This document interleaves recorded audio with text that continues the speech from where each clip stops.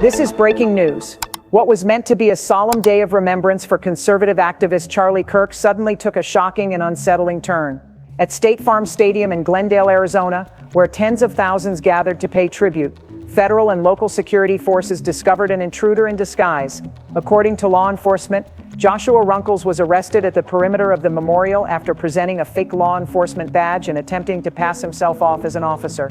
The timing and location could not have been more alarming. Inside the stadium were some of the most heavily protected figures in the nation, including President Donald Trump and Vice President J.D. Vance. The Secret Service, Homeland Security, and local police had secured every inch of the area. Yet somehow one man came dangerously close to slipping through the cracks. Even more curious, multiple sources claim Runkles made a reference to Candace Owens, despite the fact that Owens had already confirmed she would not be attending. Why bring up her name? Was it a mistake, a diversion, or something more deliberate? Tonight, we're pulling back the curtain on the bizarre arrest at Charlie Kirk's memorial. Who was Joshua Runkles? How did he attempt to infiltrate one of the most secure events in America? And what could his cryptic mention of Owens possibly mean? Stay with us. Before we unravel this strange case further, I want to take a quick moment. If you care about fact-driven true crime investigations and want to stay updated as new details unfold, please make sure to like this video, subscribe to the channel, and turn on notifications so you don't miss our next report. And I'd love to hear from you. Do you think Joshua Runkles was simply reckless? Or could there be something bigger at play? And tell us, where in the world are you watching from tonight? Your comments not only help shape the discussion, but they also help this channel grow, so thank you for being part of this investigation. Now, let's turn to the chronology of events. What exactly happened that day at State Farm Stadium? How close did Runkles get to the heart of the memorial, and how was he stopped? The sequence began on Friday evening, just one day before the official memorial service for Charlie Kirk was set to take place at State Farm Stadium in Glendale, Arizona. Security was already at its highest level, with President Donald Trump and Vice President J.D. Vance expected to attend. The Secret Service, Homeland Security, and local police had been conducting sweeps, establishing checkpoints, and enforcing strict restrictions on movement. It was during these preparations that Joshua Runkles drew the attention of law enforcement. Witnesses reported seeing him near one of the stadium access points, dressed in a way that suggested he was part of the security detail. When approached by officers, Runkles produced what appeared to be a law enforcement badge, allegedly identifying himself as connected to a sheriff's office. But under inspection, the badge was revealed to be fraudulent.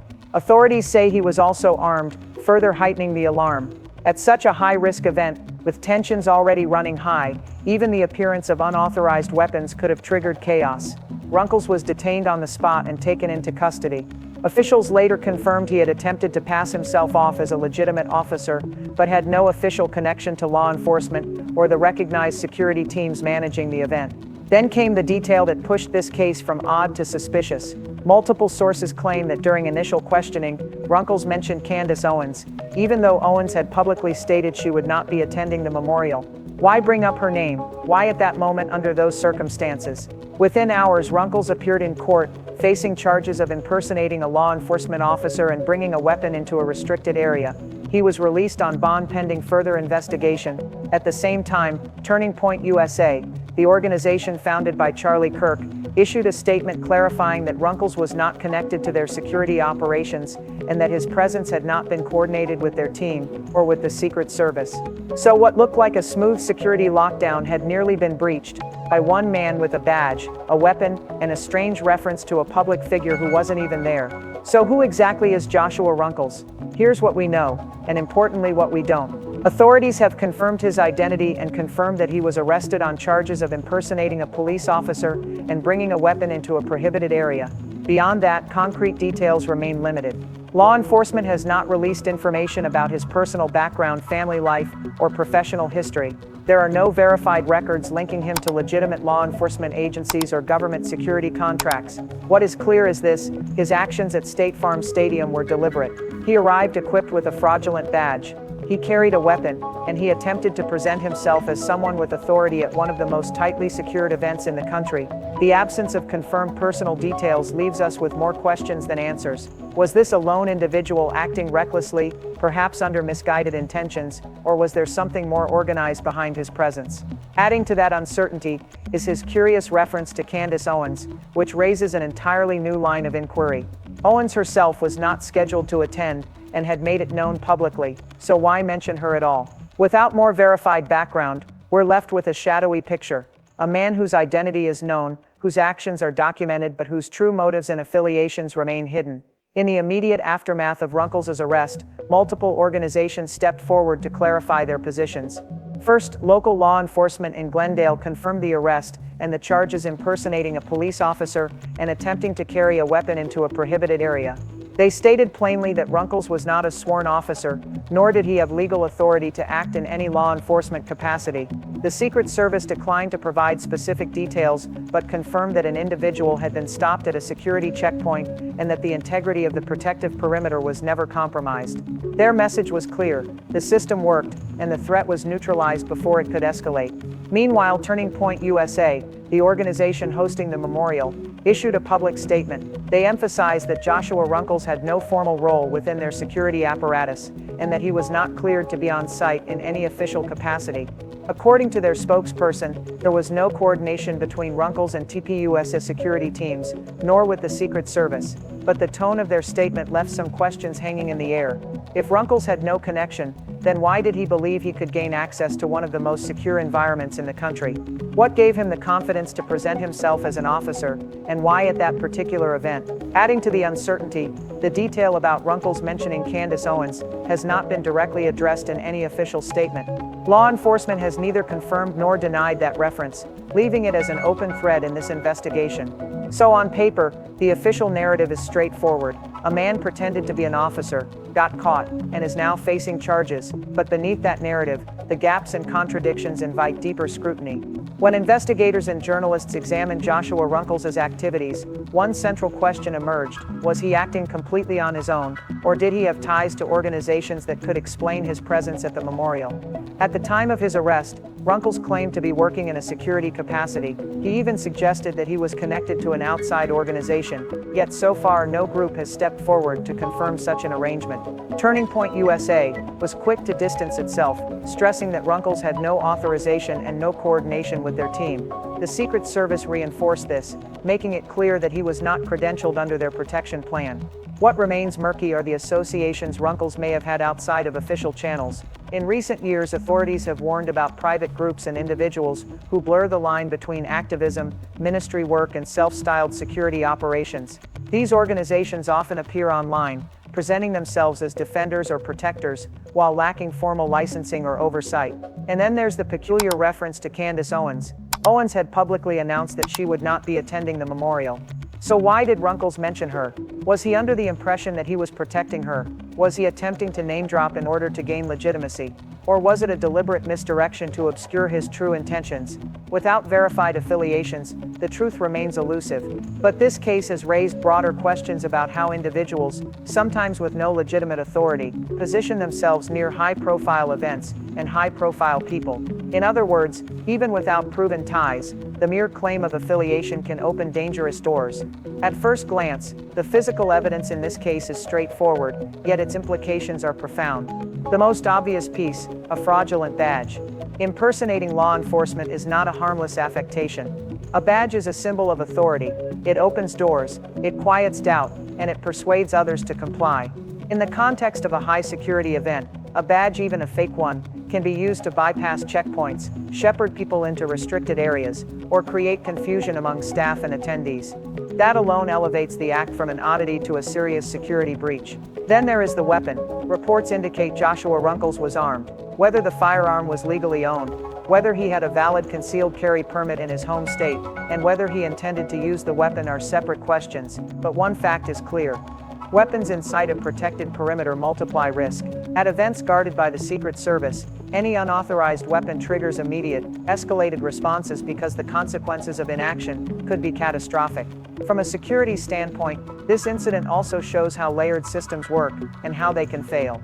Protective operations rely on a mix of credential checks, pre-event vetting, liaison communication, and human observation. In this case, human observation, the noticing of suspicious behavior, appears to have been the key defensive layer that prevented escalation. That's a reminder that technology and paperwork matter, but alert personnel often make the decisive intervention. Legally, impersonation of a law enforcement officer is a serious charge, so is carrying a weapon into a restricted federally protected area. Depending on jurisdiction and evidence, those offenses can carry felony penalties, or at minimum misdemeanor charges that could lead to fines, probation, or imprisonment. Additional factors: prior criminal history, intent shown through statements or actions, possession of further illegal items, could increase the severity of charges. Importantly, investigators will look for corroborating forensic evidence, surveillance video, witness statements, the provenance of the fake badge, any communications showing coordination with other individuals or groups, and digital trails, phone records, messages, social media activity. Each of those elements could move the case from a simple impersonation charge toward a conspiracy or attempted breach prosecution if authorities find coordinated intent.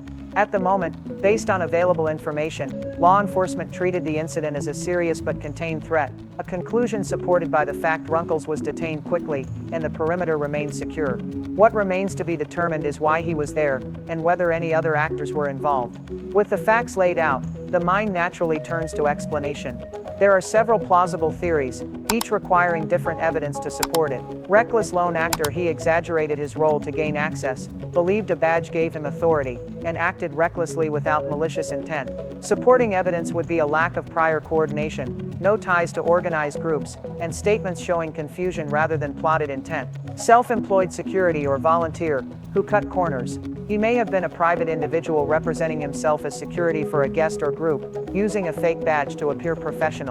Evidence for this would include claims of representation to others, communications offering services, or ties to informal security networks. Deliberate infiltration, reconnaissance: he might have been attempting to gather intelligence, create access for others, or test vulnerabilities. Classic precursors and more serious plots. Supporting signs: coordination with others, pre-planned routes, attempts to access restricted zones beyond casual proximity, digital communications indicating malicious planning. Diversion or misdirection, where the Candace Owens mention becomes relevant. The odd reference to a public figure who was not attending could be a form of misdirection, meant to shift attention or create confusion. Alternatively, it could be nothing more than an offhand name drop used to claim legitimacy. Without confirmation, this remains speculative. Key unanswered questions investigators must resolve: where did the fake badge come from, and who made or supplied it? Did Runkles communicate with anyone before or after the event? Was he seeking to protect or to penetrate? Was his stated purpose genuine or a cover? What exactly did he say about Candace Owens, and to whom did he say it? Until those questions are answered by evidence, we must treat all theories as possibilities, not conclusions. This incident is more than a single arrest. It's a lens on current security vulnerabilities in an era of heightened political tension. First, it underscores a growing trend: individuals positioning themselves as ad hoc security at public and political events. Whether driven by ideology, opportunism, or a desire for relevance, such actors create dangerous ambiguities for organizers and law enforcement. Second, it highlights the persistent problem of fake credentials. Badges, IDs, and passes can be manufactured with relative ease, and then used to exploit human trust. Events must anticipate not only overt threats, but also the subtler risk of impersonation. Third, this case illustrates the pressure on event security when private groups, volunteer teams, and official agencies intersect. Clear chains of authority and verified liaison procedures are essential, especially when high-value protectees, like a sitting president, are present. Any breakdown in coordination can have outsized consequences. Finally, it raises questions about how society responds to such incidents. Quick arrests and public reassurances that the perimeter held are necessary, but they do not remove the obligation to investigate root causes, close procedural gaps, and communicate transparently with the public. As the investigation into Joshua Runkles continues, one thing is certain: the line between a disturbing curiosity and a genuine threat can be very thin. A badge, a firearm, and the will to present oneself as authority is a dangerous combination, especially when placed against the backdrop of national politics and mass gatherings. Was this an isolated case of recklessness, a bungled attempt at private security, or something more sinister that was stopped just in time? Right now, the evidence is still being gathered, and until investigators release their findings, we must hold fast to facts and avoid rushes to judgment. If you've followed this breakdown, take a moment to share your thoughts below. Do you think this was a one-man mistake, Or is there a deeper story waiting to be told?